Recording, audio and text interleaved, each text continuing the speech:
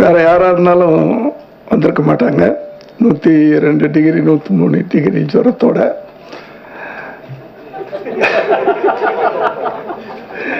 என்ன சிரிக்கிறீங்க? உண்மையில் நிறைய வேலையை இழுத்து போட்டுக்கிட்டார். ஒரு மியூசிக் டைரக்டராக இருந்தார், சக்ஸஸ்ஃபுல்லாக இருந்தவர். நடிகர் ஆனார், ஓகே, அதில் சக்ஸஸ் ஆனார். தயாரிப்பாளர் ஆனார். இப்போ எனக்கு போட்டின்னு சொல்ல முடியாது. நான் ராஜேஷ் பொன்ராம் இவங்களுக்கெல்லாம் போட்டியாக டைரக்டராக வந்துட்டார். நிறைய வேலையை இழுத்து போட்டுக்கிட்டு, ஆனால் அவரை கேட்டால் என்னால் முடியும், நான் அதில் ஜெயிப்பேன். அந்த நம்பிக்கை இங்கே வரணும் அப்படின்னு நான் ஆசைப்பட்டேன். ஏன்னா ஒரு பாசிட்டிவான ஒரு ஆள் அவர். அந்த எனர்ஜி எப்பவுமே விஜய் எப்படி இருக்குங்க? சூப்பராக இருக்குங்க சார், நல்லா இருக்குங்க சார். அந்த வைப்ரேஷன். நாளைக்கு படம் ரிலீஸு, இன்னைக்கு இங்கே வந்து உட்கார்ந்துருக்காரு. எனக்கு ஒன்று ஞாபகம் வருது. நான் 8th படிச்சுட்டு இருக்கும்போது காமன்கோட்டையில் பரீட்சை எழுதுறது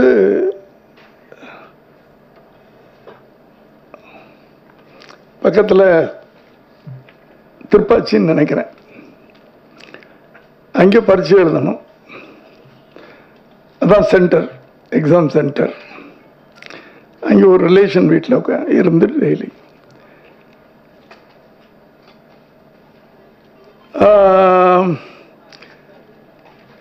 எல்லா பரீட்சை எழுதிட்டு வரேன். மேக்ஸ் எக்ஸாம் நாளைக்கு மேக்ஸ் எக்ஸாம். இன்னைக்கு ஒரு எம்ஜிஆர் படம் பார்க்குறேன். நைட்டு படம் பார்த்துட்டு நல்லா தூங்கிட்டு எக்ஸாம் எழுதினேன். பொய்யில்லை, என் சர்டிஃபிகேட் இருக்குது 100க்கு 100. இது எதுக்கு சொல்கிறேன்னா, அப்போது எனக்கு இருந்த வாத்தியார் சொன்னது, நீ வருஷம் பூரா ஒழுங்காக படிச்சின்னா பரீட்சைக்குன்னு தனியாக படிக்க வேணாம் அப்படின்பாரு. அது ஒரு பெரிய உண்மை. வருஷம் பூரா ஒழுங்காக படிச்சின்னா பரீட்சைக்குன்னு தனியாக உட்காந்து நீ மார்க்குன்னு படிக்க வேணாண்டா. அதைத்தான் நான் டென்ஷனே வேணாம் விஜய், என்ன உழைச்சிட்டீங்க, ஃபுல்லாக உழைச்சாச்சு. இந்த உழைப்பை கடவுள் பார்த்துக்கிட்டு இருக்காரு. நிச்சயமாக அந்த உழைப்புக்கு கடவுள் கூலி கொடுப்பா. நீங்கள் ஜாலியாக உட்காந்துட்டு ஜாலியாக இருங்க, ரிலாக்ஸாக இருங்க. கொஞ்ச நேரத்தில் பாருங்கள், இந்த 101 டிகிரிக்கு வந்துடும், நார்மலுக்கு வந்துடும்.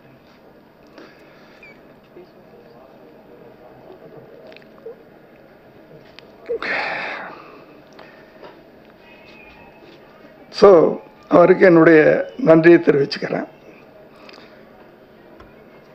சமுத்திரக்கனி எல்லாரும் இண்டஸ்ட்ரியில் அழகாக கனின்னு ரொம்ப அழகாக கூப்பிடக்கூடிய சமுத்திரக்கனி அவர்கள் இந்த படத்தின் கதாநாயகன்.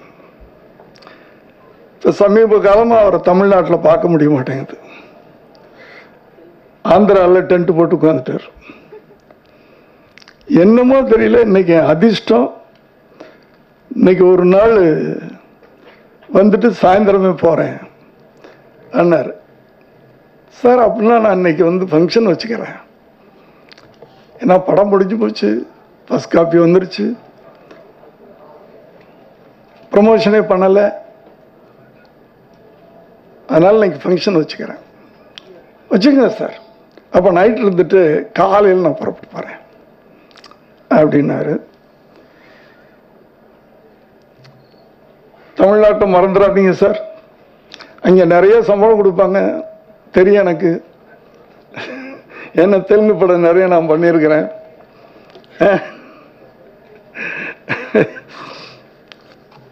வணக்கம் சார்.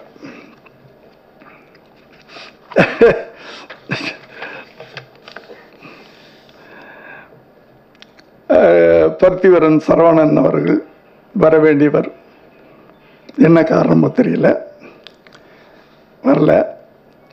முதல்ல இந்த கேரக்டர் நடிக்க மாட்டேன்னு சொன்னார். ஒரு ஆன்டி கேரக்டர், பயங்கரமான ஒரு வில்லன், பயங்கரமான ரொம்ப இந்த ட்ரைலர் பார்த்துருப்பீங்க.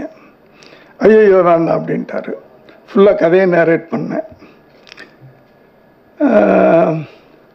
ஜென்ரலாக ஹீரோவோட வில்லனை விட ஹீரோவுக்கு தான் அதிகமான பவர் அப்படின்னு காட்டுவாங்க.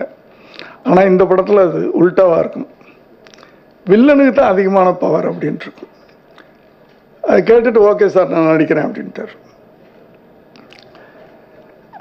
டப்பிங் பார்த்துட்டு என்னை பார்க்குறதுக்கு எனக்கே பயமாக இருக்குது அப்படின்னாரு. ஓகே, அவர் எங்கே இருந்தாலும் அவருக்கு நன்றி. இனியா சாட்சி அகர்வால். பொதுவாக இந்த ஹீரோயின்ஸ் நடிக்கிறதோட சரி, அதுவும் கடைசி நாள் நடிக்கிறதுக்கு முன்னாடி எல்லாத்தையும் செட்டில் பண்ணிடணும். அவங்களுக்கு நடிக்கிறதோட சரி, டப்பிங்க்கு வரமாட்டாங்க, வேற ஆள் போட்டுக்கிறணும். ப்ரொமோஷனுக்கு வரமாட்டாங்க, கேட்டால் அதுதான் எங்கள் ஸ்டைல் அப்படின்றாங்க.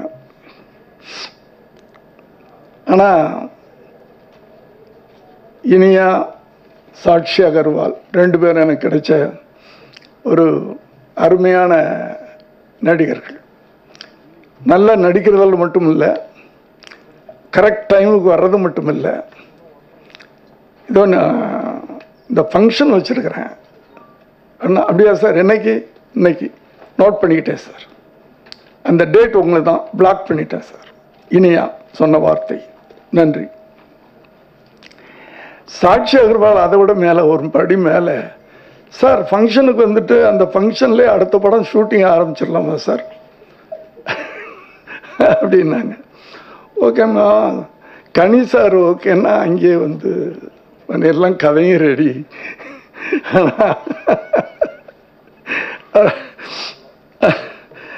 அப்படின்ட்டு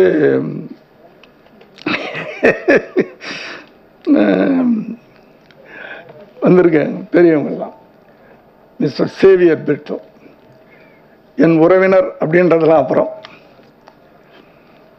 சேவியர் பிரிட்டோ பக்கத்தில் Mrs Xavier Britto,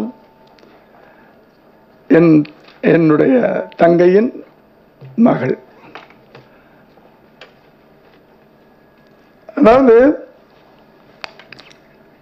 Xavier Britto இண்டேவ் கெரி இண்டேவ் லாஜிஸ்டிக் அப்படின்னு ஒரு பெரிய கம்பெனி, ஷிப்பிங் ஃபார்வர்டிங் கம்பெனி, அதனுடைய சேர்மன். Hotels, resorts. நான் நினைக்கிறேன் ஒரு 6000 பேர் 7000 பேர் இருப்பாங்களா வேலை. குறைச்சி சொல்கிறணும். அத்தனை பேர் வச்சு கட்டி காப்பாற்றிக்கிட்டு இருக்கிற ஒரு பெரிய பிஸ்னஸ் மேன். ஆனால் அப்படிப்பட்ட பிஸ்னஸ் மேனுக்கு சினிமா மேலே ஒரு காதல் இப்போ இல்லை, ஆரம்பத்திலேருந்தே. கல்யாணம் பண்ணுறதுக்கு முன்னாடி இருந்தே இருந்திருக்கும் போல இருக்கு. அது கல்யாணம் பண்ண பிறகு தான் என்கிட்ட கொஞ்சம் கொஞ்சமாக சொன்னார். இன்னைக்கு அதனுடைய ஆசை என்ன, கொஞ்சம் கொஞ்சமாக நாளைக்கு முன்னாடி, அதாவது முதல்ல இருந்து வரணும். 93ல் விஜய் படங்களுக்கு ஃபைனான்ஸ் பண்ணார்.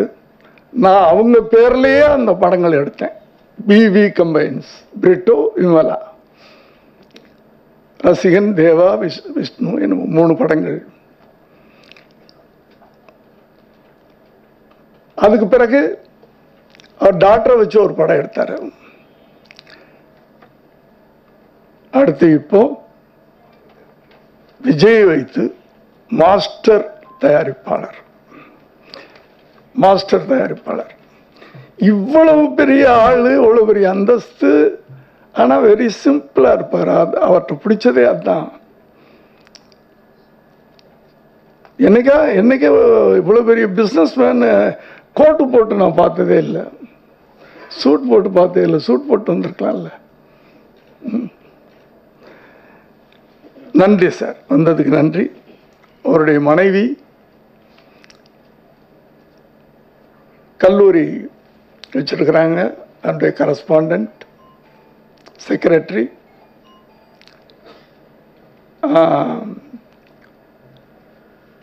திடீர்னு கூப்பிட்டேன், சாயந்தரம் 5 மணி இருக்கும்னு நினைக்கிறேன். வந்துட்டாங்க. அது என் உறவுக்காக வரல, வந்துட்டாங்க. நன்றி.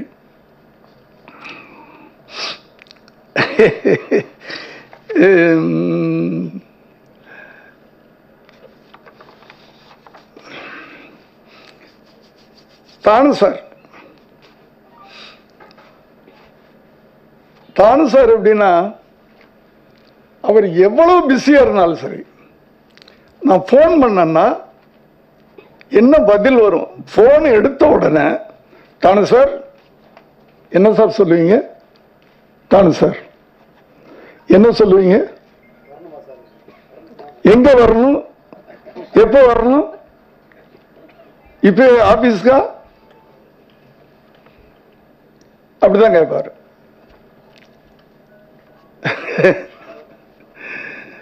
அப்படி ஒரு மரியாதை வைத்திருக்கின்ற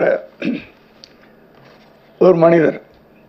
அதனால தான் நான் வந்து துப்பாக்கி நான் ஆரம்பித்த படம் ஏதோ ஒரு காரணத்தினால என்னால் தொடர முடியல. நான் அவரை கூப்பிட்டு இந்த படத்தை நீங்கள் பண்ணுங்கன்னு கொடுத்தேன். அதான் வந்து விஜய் பீரியடில் ஒரு பெரிய பிஸ்னஸ் ஏற்படுத்திய ஒரு படம். நன்றி சார். அது அடுத்தது நான் சொல்லணும்னா, ராஜேஷ் பொன்ராம் என்னுடைய பசங்க, என்னுடைய பிள்ளைங்க. பெருமையாக இருக்கு, சந்தோஷமாக இருக்கு. பிஸியாக இருக்கிறாங்க, பெரிய பெரிய நடிகர்லாம் வச்சு படம் எடுத்துக்கிட்டு இருக்காங்க. நான் நேற்று கூப்பிட்டேன், பொன்ராம் வந்து முதலே சொல்லிட்டாரு, சார் இந்த ப்ரொமோஷனுக்கு நான் வருவேன் சார். ஏன்னா அவர் படம் பார்த்துட்டார். இந்த ப்ரொமோஷனுக்கு நான் வருவேன் சார், என்னை விட்டுறாதீங்க சார். ராஜேஷ் எப்போ கூப்பிட்டாலும் வந்துடுவார். அதே போல் நேற்று தான் கூப்பிட்டேன், வந்துட்டார். எல்லாருக்கும் என்னுடைய நன்றி. ஏன்னா நான் இடையில நான் பேச போகிறதில்ல. இன்னும் பெரியவங்கள்லாம் பேசுவாங்க, ஹீரோயின்ஸ்லாம் பேசுவாங்க, அதை கேட்குறதுக்கு நீங்கள் இருக்கிறீங்க. அதனால் முதல்ல நான் அறுத்துடலான்னு பார்த்துட்டு வந்துட்டேன். நான் படத்தை பற்றி, நான் கடவுள் இல்லை, சட்டம் ஒருத்தரை சாட்சி, நான் சிவப்பு மனிதன், நீதிக்கு தண்டனை.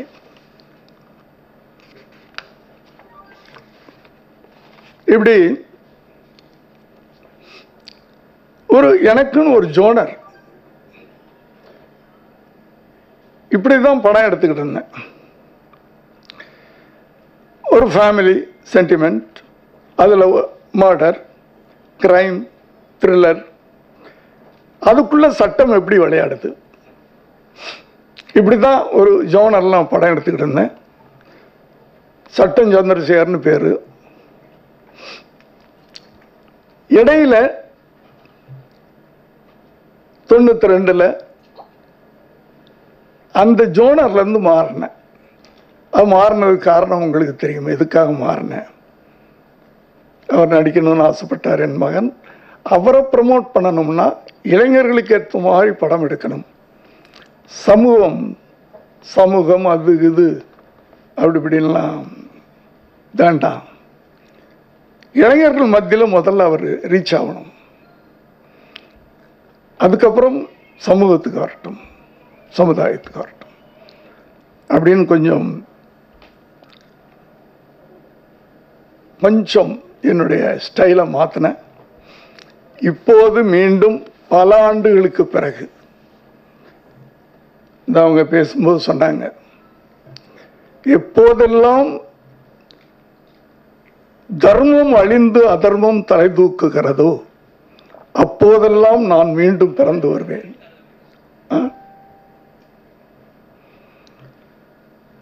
கீதையில் சொல்லப்பட்டிருக்கிறது. அந்த கருதான் நான் சிவப்பு மனிதன்.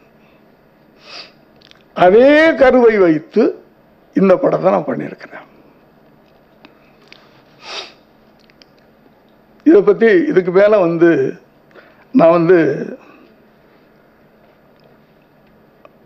படத்தை சொல்ல விரும்பலை. ஆனால் நிச்சயமாக சொல்லுகிறேன், நான் எப்போ மயக்க பிடிச்சேன்னா என் படம் அப்படி இப்படின்னு சொல்ல மாட்டேன். ஒரு புது விஷயத்தை இந்த படத்தில் சொல்லியிருக்கிறேன். இதுவரை தமிழ் திரையில் வராத ஒரு விஷயத்தை சொல்லியிருக்கிறேன். இதை தைரியமாக நான் சொல்லுவேன். ஒரு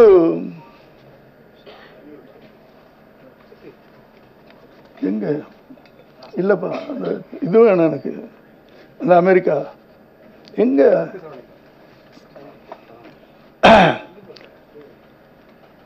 ஒரு குழந்தை சமூகத்தினால பாதிக்கப்பட்ட ஒரு குழந்தை, அவசைப்பட்ட குழந்தை, தீயவர்களால் பாதிக்கப்பட்ட ஒரு குழந்தை கடவுளுக்கு கடிதம் எழுதுகிறது. அநியாயக்காரர்களை, அட்டூழியம் செய்பவர்களை நீ அழிக்க மாட்டியா அப்படின்னு கடவுளுக்கு கடிதம் எழுதுகிறது. முதல் முறையாக அந்த கடிதம் கேட்கப்படுகிறதா? நான் ஒரு இமேஜின் பண்ணி இதை பண்ணேன் நான். ஆனால் ஒரு 2-3 நாளைக்கு முன்னாடி வாட்ஸ்அப்பில் ஒரு நியூஸ் வந்துச்சு. நீங்கள் எல்லாரும் பார்த்துருப்பீங்கன்னு நினைக்கிறேன். என்னங்களா, நீங்கள் எல்லாரும் பார்த்துருப்பீங்கன்னு நினைக்கிறேன். அமெரிக்காவில் ஒரு சிறுவன், ரொம்ப கஷ்டத்தில் இருந்த ஒரு சிறுவன்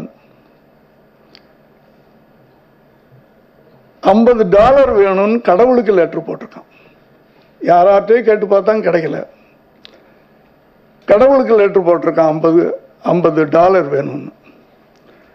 அந்த போஸ்ட் மாஸ்டர் பார்த்துட்டு என்னடா கடவுளுக்கு லெட்டர் போட்டிருக்காங்களே அப்படின்னு சொல்லிட்டு அதை வெள்ளை மாளிகைக்கு அனுப்பிச்சிட்டாங்க. அந்த அதிபர் அதை பார்த்துருக்கிறார். அவருக்கு ஆச்சரியமா இருக்கு. கடவுளுக்கு ஒருத்தன் கடிதம் போட்டிருக்கிறான், எனக்கு கஷ்டமா இருக்கு, எனக்கு இப்படி இருக்கு, சாப்பிட முடியல, அது இல்லை இதில் எனக்கு பணம் வேணும், $50 எதுக்கு அவனுக்கு அனுப்பணும், ஒரு $25 அனுப்பு அப்படின்னு அனுப்ப சொல்லிட்டார் அவர். கடவுள் அனுப்பிச்சாரு அப்படின்னு அனுப்பிச்சாச்சு. $25 இந்த பையனுக்கு வந்துருச்சு. அந்த பையனுக்கு சந்தோஷம். உடனே கடவுளுக்கு நன்றி சொல்லி கடிதம் எழுதுறான். என்னுடைய கஷ்டத்தை நீ புரிஞ்சுக்கிட்ட, எனக்கு அனுப்புனதுக்கு நன்றி. ஆனால் நீ ஏன் அதிபர் மூலமா அனுப்புன? நீ அனுப்பிச்ச $50 பாதியை அவங்க திருடிட்டாங்களே. அங்க கூட அரசியல்வாதிகள் எப்படின்றது அந்த பையன், நீ அனுப்பிச்ச பணத்துல பாதியை திருடிட்டாங்க ஐயா, இனிமே அனுப்பும் போது டைரக்டா அனுப்பு எனக்கு அப்படின்னு. நான் ஒரு புதுசா நினைச்சேன், ஒரு கடவுளுக்கு கடிதம். அது நடக்குது பாருங்க இங்கே ஒரு இடத்துல.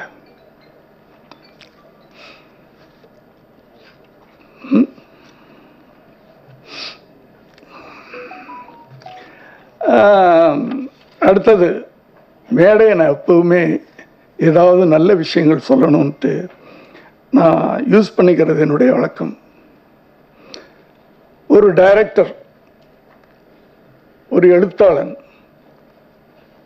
சினிமாவை சாதாரணமாக யூஸ் பண்ணக்கூடாது, நல்ல விஷயங்களை சொல்லணும். சினிமான்றது ஒரு நல்ல மீடியா, நல்ல விஷயங்கள் ஜனங்களுக்கு சொல்லணும். அது மூலமாக நாட்டில் நடக்கிற தவறுகளை தைரியமாக எடுத்து சொல்லணும், உண்மைகளை எடுத்து சொல்லணும். அதனால பாதிக்கப்பட்டால் பரவாயில்ல, அவஸ்தைப்பட்டால் பரவாயில்ல, ஆனால் தைரியமாக உண்மையை சொல்லு. அந்த சமூக நோக்கத்தோடு ஒவ்வொரு இயக்குனரும் இருக்கணும். நிச்சயமாக இந்த இந்த சமூக நோக்கம் எனக்கு மட்டும் இருந்தா பார்த்தா அது எல்லாருக்கும் இருக்கணும்னு ஆசைப்படுறேன். என்னுடைய கதாநாயகனுக்கு உண்டு, கனி அவர்களுக்கு அந்த சமூக சிந்தனை, சமூக நோக்கம், ஏழைகளின் மீது அந்த அவர் நடிகன்றது அப்புறம் வச்சுக்கலாம். பெரிய பெரிய நடிகராக இருந்தாலும் அந்த அந்த ஈவு இறக்கம் இல்லைன்னா அவன் வந்து மனிதன் இல்லை. அப்படிப்பட்ட ஒரு மனிதன், அவன்தான் மனிதன் சொல்றோம். மனிதம் இருப்பவனைத்தான், மனித நேயம் இருப்பவனைத்தான் மனிதன் என்று சொல்லுகிறோம். அப்படிப்பட்ட ஒரு நல்ல மனிதனோடு நான் வந்து இந்த படம் பழகியிருக்கிறேன்.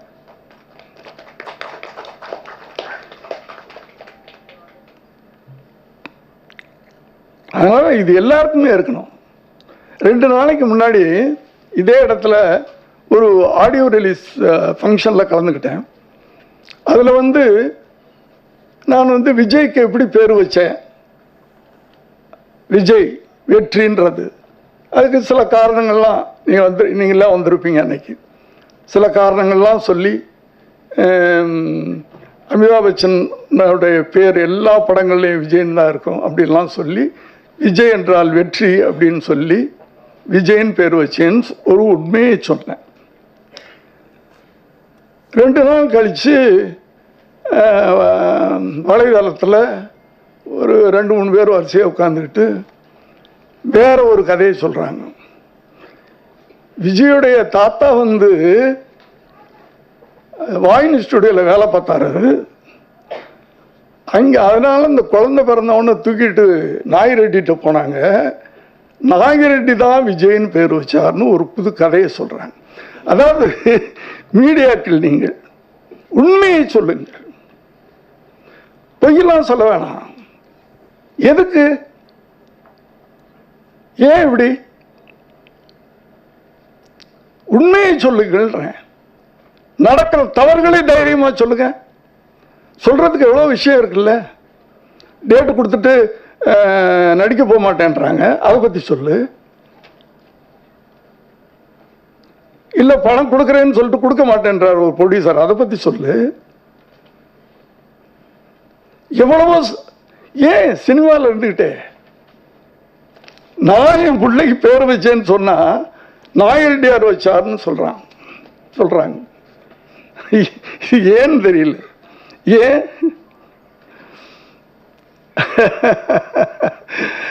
அது மாத்திரம் இல்லை, பர்சனல் லைஃப்லாம் டச் பண்றாங்க. அதெல்லாம் தான் வந்து தேவையில்லாது. நானும் என் மகனுக்கும் பிரச்சனை இருக்குது.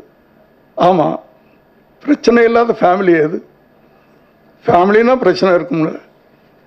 எல்லா வீட்லையும் அப்பாவும் பிள்ளையும் சண்டை போட்டுக்கிறாங்க, அப்புறம் கட்டி பிடிச்சிக்கிறாங்க.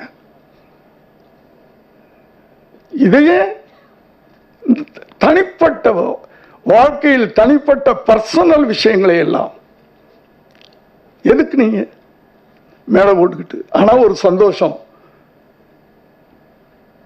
விஜயின் ரகசியம் அப்படின்னு அந்த விஜய் பேரை போட்டு உங்களுக்கு வியூஸ் தேடிக்கிறீங்களே, எனக்கு சந்தோஷம். விஜய் அந்த அளவுக்கு இருக்கிறார், கடவுள் அந்த இடத்துல வச்சிருக்கிறார். ஸோ அந்த சந்தோஷம். ஆகவே உங்களை எல்லாம் கேட்கிறேன், நான் நடிப்பை பற்றிலாம் நான் பேச விரும்பல, படம் பார்த்து நீங்க தெரிஞ்சுக்குங்க. தயவு பண்ணி கேட்கிறேன்.